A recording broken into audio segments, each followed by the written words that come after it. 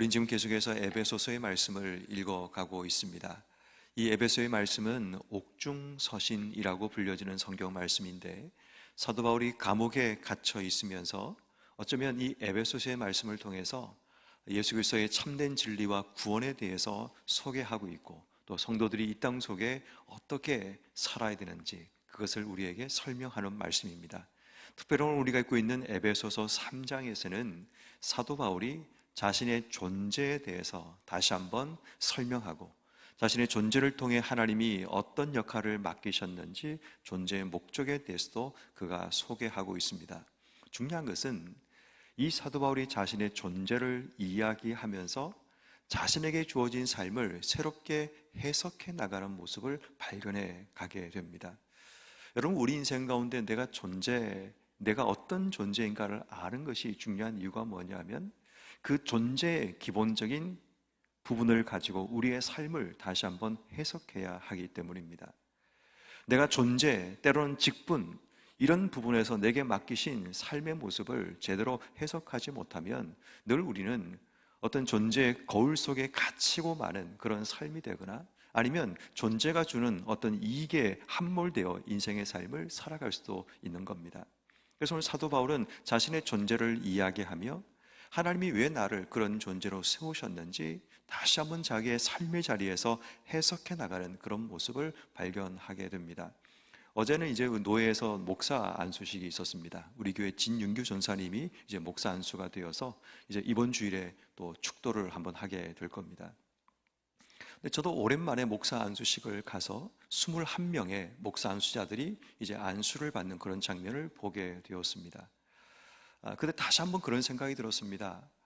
과연 나는 목사라는 존재로서 이 땅 속에 어떻게 살고 있는지, 나는 하나님이 나를 부르셨을 때 그 감격을 지금까지 유지하고 있는지.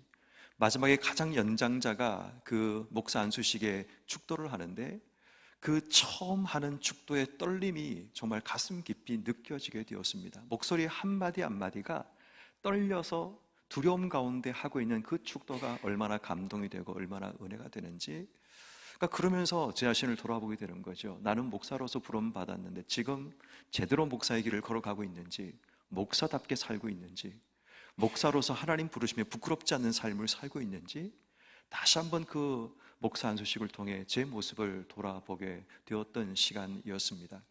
우리 인생에도 하나님이 나를 어떤 존재로 부르시고 세우시는데, 과연 나는 그 존재로서의 나의 역할과 존재로서의 나를 부르신 그 부르심에 대해서 제대로 알고 제대로 해석하며 살고 있는가를 돌아보게 됩니다. 오늘 성경 말씀인 1절 말씀에 보면 사도 바울이 첫 번째 자신의 존재를 이렇게 얘기합니다. 그래서 예수의 일로 너희 이방인을 위하여 갇힌 자 된 나 바울은. 사도 바울은 지금 자신이 갇힌 자 되었다라는 첫 번째 존재를 스스로 설명합니다. 여러분, 갇힌 바 되었다라는 것, 손발이 묶이고 어쩌면 자신의 삶의 영역이 어떤 한정된 공간 속에 제한되는 삶을 살아가는 겁니다. 그게 갇힌 겁니다. 때로는 우리 인생이 내가 원하는 삶이 손발이 묶이는 삶이 주어지기도 합니다. 때로는 내 삶이 어떤 공간 속에 갇혀서 인생의 삶을 쳇바퀴 돌듯이 인생의 삶을 살 때도 있습니다. 근데 그게 우리의 존재라면 우린 그 존재 안에서 내가 해야 될 해석이 있다는 거죠. 오늘 사도 바울은 자신이 갇힌 바 된 이유가 뭐냐면 앞부분에 그리스도 예수의 일로라고 얘기합니다. 분명히 우리가 생각할 때는 갇혀 있는데 무슨 그리스도 일을 할 수 있냐, 자유롭게 나가서 하나님 복음 전하고 사람들을 만나고 예전처럼 아주 많은 대중 앞에서 하나님 복음을 선포하는 게 그게 예수 일을 하는 거지, 무슨 갇힌 바 된 것이 예수 일을 하느냐라고 얘기할지 모르지만 사도 바울은 그렇게 생각하지 않았습니다.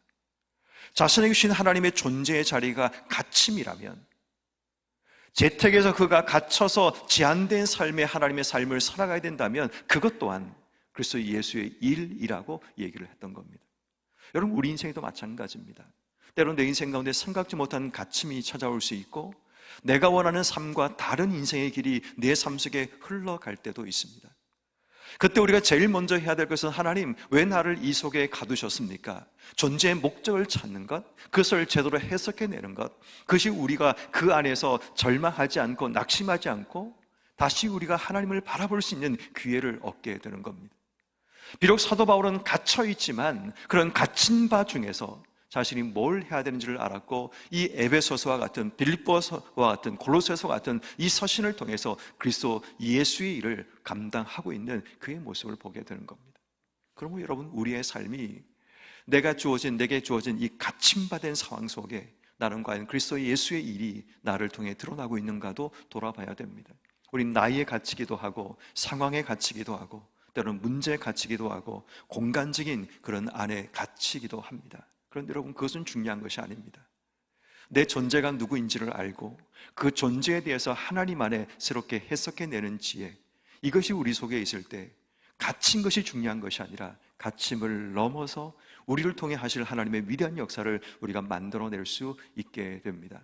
갇혀 있으니까 사도 바울은 자신에게 주셨던 하나님의 은혜를 찾아가기 시작합니다. 그래서 그가 2절 말씀에 너희를 위하여 내게 주신 하나님의 그 은혜의 경륜을 너희가 들었을 터이요.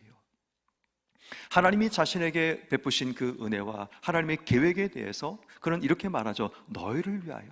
지금 내가 갇혀 있는 것도 하나님께서 너희를 위하여 내게 주신 하나님의 은혜의 계획이다, 하나님의 은혜의 준비하십니다 라고 이야기를 하고 있는 겁니다.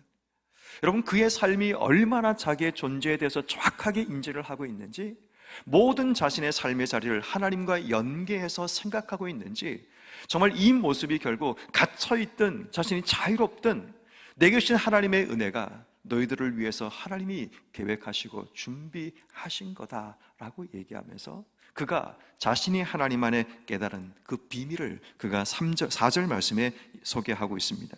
그것을 읽으면 내가 그리스도의 비밀을 깨달은 것을 너희도 알 수 있다. 그 비밀이 뭔가를 6절 말씀, 그는 이렇게 말합니다. 이는 이방인들이 복음으로 말미암아 그리스도 예수 안에서 함께 상속자가 되고 함께 지체가 되고 함께 약속에 참여하는 자가 되었다라는 것입니다. 여러분, 이것이 우리에게는 그냥 읽혀지는 말이지만 그 당시 유대인들에게는 절대로 읽혀질 수 없는 말씀입니다. 받아들일 수도 없는 말씀입니다.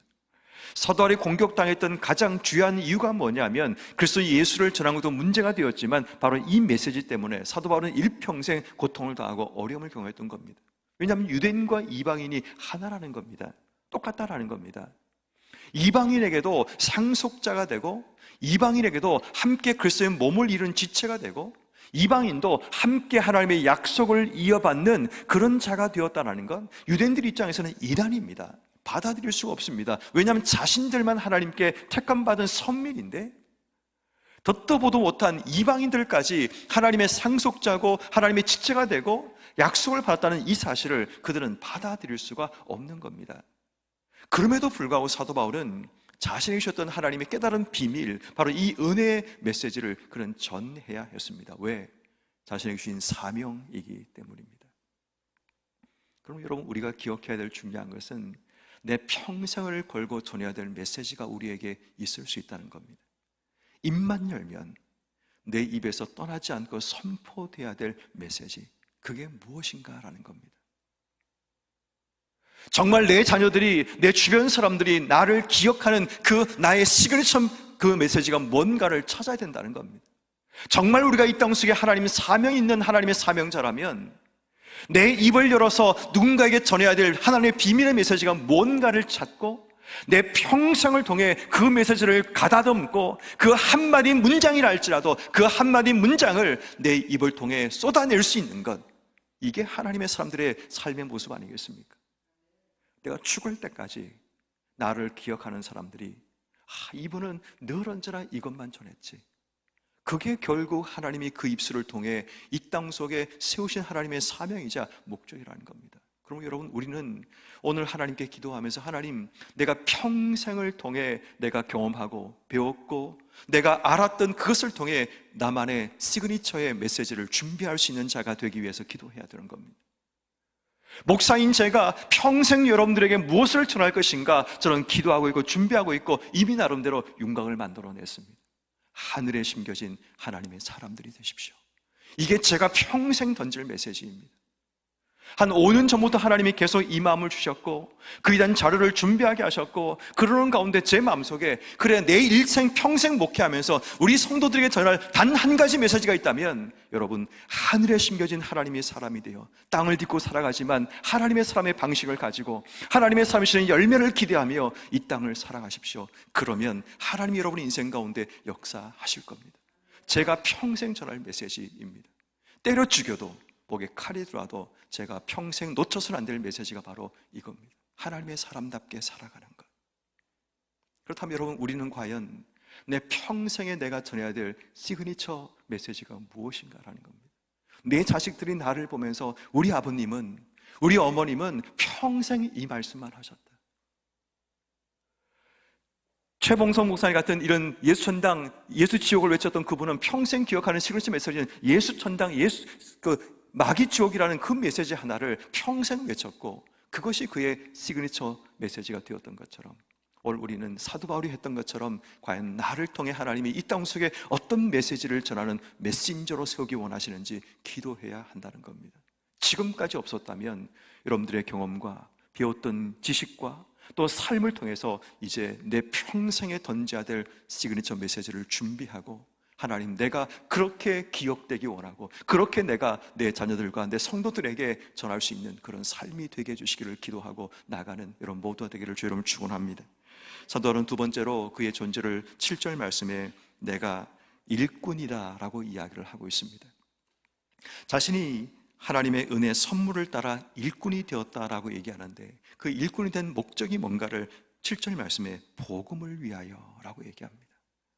자신이 일꾼이 된 목적이 하나님의 복음을 위해서 자신이 일꾼이 되었다는 겁니다.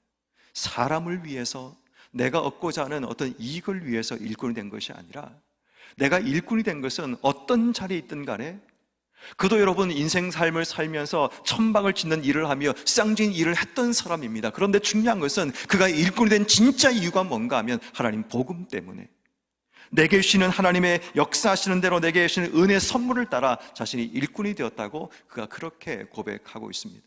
나는 무엇을 위해 이 땅 속에 일꾼이 되고 직분을 받고 인생의 삶을 살고 있는지, 직분이 계급인지, 직분이 정말 사명인지 다시 한번 돌아봐야 된다는 겁니다. 직분을 구하는 자들이 무엇을 위해 내가 직분을 구하고 내가 어떤 일꾼이 되기 원하는 진짜 이유가, 정말 왜 나를 하나님이 세우셨는지 그 사실을 알지 못하면 우린 잘못된 위하여 인생의 삶을 살아가는 겁니다. 복음을 위하여 내가 일꾼이 되었고, 복음을 위해서 하나님 나를 그 자리에 세우셨고, 복음을 위해서 나에게 직분을 주셨건만 복음이 사라지고 내가 꿈꾸는 꿈을 위해서, 내가 원하는 교회 상을 위해서, 내가 원하는 뭔가를 위해서 우린 정말 잘못된 일꾼의 삶을 걸어갈 수도 있다는 겁니다. 그러므로 오늘 나를 부르신 하나님의 일꾼의 자리에서 나는 무엇을 위해 살고 있는가를 다시 한번 생각하며 하나님 복음을 깊이 있게 생각하는 이런 모든 삶이 되기를 주의 이름으로 축원합니다. 마지막 세 번째, 사도 바울이 자신의 존재를 8절 말씀에 이렇게 얘기를 하죠. 지극히 작은 자보다 더 작은 나라고 얘기합니다. 지극히 작은 자보다 더 작은 나, 그것이 자신이 고백하는 자신의 존재인데, 그 작은 자에 하나님께서 은혜를 주셨다라고 얘기합니다. 그리고 말합니다. 측량할 수 없는 그리스도의 풍성함을 주셨다라는 겁니다. 자신이 작은 자라는 것을 고백하니까 하나님의 은혜가 필요함을 알게 되고, 하나님의 풍성함이 채워지지 않으면 자기는 살아갈 수 없음을 그가 고백하게 되는 겁니다. 근데 지극히 작은 자신을 세우신 이유를 그는 이렇게 말하죠. 8절 뒷부분에 이방인에게 전하게 하기 위함이다. 9절 하나님의 경륜을 드러내게 하려 합니다. 자신의 존재의 목적을 너무나 분명히 알고 있는 사도 바울인 거죠. 왜 나를 하나님께서 은혜를 주셨는지, 왜 나에게 풍성함을 주셨는지, 그 이유가 하나님의 바로 이방인들에게 복음을 전하고 하나님을 드러내게 하기 위한 목적이라는 것을 이야기합니다. 그리고 이제 사도 바울이 10절 이하에서는 이제 교회로 말미암아 너희들이 이제 어떻게 살아가야 되느냐, 이제 그런 얘기를 하고 싶어 하는 겁니다. 좀 말씀을 정리를 합니다. 시간이 많이 없어서 제가 세 가지 메시지를 전합니다. 첫 번째는 존재의 목적을 찾는 삶을 위해서 오늘 하루 기도하셔야 됩니다. 하나님 나를 어떻게, 어떤 존재로 세우셨는지, 그렇다면 그 존재의 자리에서 내게 주신 하나님 목적이 뭔가를 찾는 그런 삶을 살아야 됩니다. 두 번째는 내게 주신 시그니처 메시지를 찾아내야 됩니다. 내 평생 내 입을 통해서 전해야 될 메시지가 뭔가를 찾아가는 그 삶이 우리에게 필요하다는 겁니다. 세 번째, 교회로 말미암아 내가 해야 될 사역이 무엇인가를 찾아야 됩니다. 교회로 말미암아 내가 감당해야 될 사역이 뭔가를 찾아가는 겁니다. 사도 바울은 10절, 11절 말씀에 보면 교회로 말미암아 하나님의 지혜를 알게 하셨다라고 얘기합니다. 하나님 내게 교회를 주셨다면 그 교회로 말미암아 하나님의 지혜를 내가 배우는 것, 이게 필요합니다. 두 번째, 교회로 말미암아 12절, 그를 믿음으로 말미암아 담대함과 확신을 가지고 하나님께 나아감을 얻느니라. 교회로 말미암아 우린 하나님께 나아갈 수 있게 되는 일을 배우게 됩니다. 세 번째, 13절, 교회로 말미암아 너희를 위한 나의 여러 환난에 대하여 낙심하지 마라. 때로는 우리 인생 가운데 환난도 찾아온다는 겁니다. 교회로 말미암아 환난도 온다는 겁니다. 다시 말해 우리는 교회로 말미암아 하나님께 나갈 수도 있고, 교회로 말미암아 내 인생 가운데 생각지 못한 낙심과 고난과 어려움도 맞이할 수 있다는 겁니다. 때로는 교회로 말미암아 하나님의 지혜를 내게 주시고 그 지혜를 누군가에게 전해야 될 사명도 내게 주셨다는 겁니다. 그렇다면 여러분, 우리가 오늘 교회로 말미암아 내가 무엇을 해야 될 것인가를 기도하며 준비해야 됩니다. 교회로 말미암아 내가 하나님을 알기 원하시는지, 교회로 말미암아 내 삶이 하나님께 나가기를 원하시는지, 교회로 말미암아 내게 주신 이 환난과 어려움을 잘 이겨내고 그것이 내 인생 가운데 또 하나의 메시지가 되는 삶을 살기 원하시는지, 우리가 늘 기억해야 될 것은 교회로 말미암아 하나님 나를 어떻게 하기 원하시는지 그것을 찾고 기도하는 우리의 삶이 되어야 되는 겁니다. 그러면 오늘 하루 삶을 살아가면서 사도 바울처럼 존재의 목적을 발견하고 내게 주신 시그니처 메시지를 찾아가며 교회로 말미암아 어떤 삶을 살 것인가를 결단하는 여러분 한 분 한 분 되기를 주의 이름으로 축원합니다.